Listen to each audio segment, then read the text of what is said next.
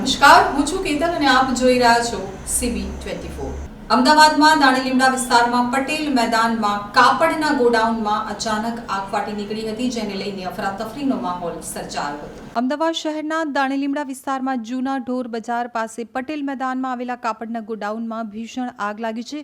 Fire બ્રિગેડની ટીમને જાણ કરવામાં આવતા 12 કરતાં વધુ ફાયર બ્રિગેડની ગાડીઓ ઘટના સ્થળે પહોંચી છે।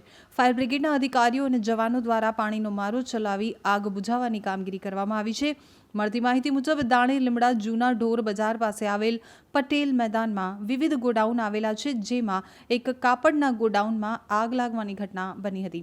કાપડનું ગોડાઉન હોવાના કારણે તુરંત જ આગ ફેલાઈ ગઈ હતી, તો ફાયર બ્રિગેડની ટીમને જાણ કરવામાં આવતા 12 જેટલી ગાડીઓ અને ફાયર બ્રિગેડના અધિકારીઓ તેમજ જવાનો આગ બુઝાવવાની કામગીરીમાં જોતરાઈ ગયા હતા।